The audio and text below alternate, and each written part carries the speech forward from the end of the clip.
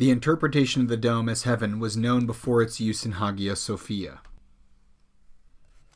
Although there is no need to see its use there as a deliberate attempt to incorporate its symbolism into the new building, it lent itself readily to the growing tendency to ascribe symbolic significance to the structure of the church.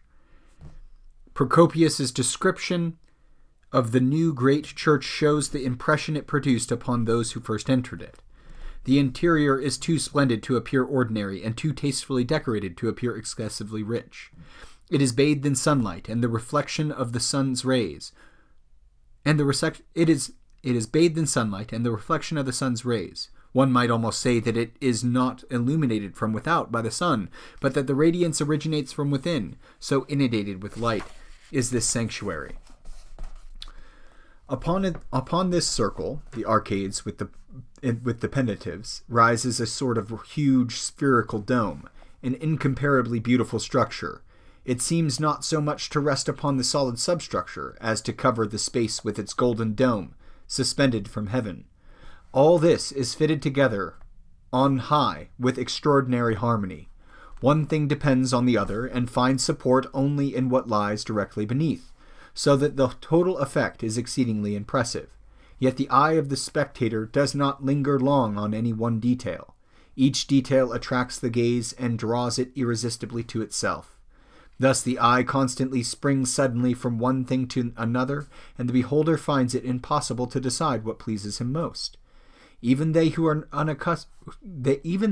accustomed to exercise their ingenuity on everything are unable to comprehend this work of art, but always depart from there perplexed at the shortcomings of the eye and mind. If anyone enters to pray, then his mind is lifted up and he walks in heaven. He thinks that God cannot be far away, and that he gladly dwells in this place which he himself has chosen. All Justinian's churches were no doubt richly decorated, although practically no original mosaics have been left in Constantinople, except perhaps for some aisle vaulting decoration in Hagia Sophia. The Basilican churches of the 5th century began to be decorated in accordance with a consistent theme. The walls of the nave had on one side a sequence of New Testament scenes, matched on the other side with corresponding scenes from the Old Testament. The separate panels had rich mosaic frames. Any space between or around them was filled with decorative patterns. Vaults were normally filled with conventional designs.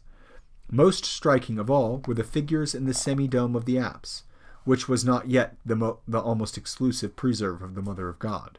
Christ Pantocrator, sometimes with apostles, was sometimes there, or the saint in whose honor the church was dedicated. In the 6th century basilica of the monastery of St. Catherine in the Sinai of the Transfiguration is depicted. While most of the upper part of the church was covered with mosaic,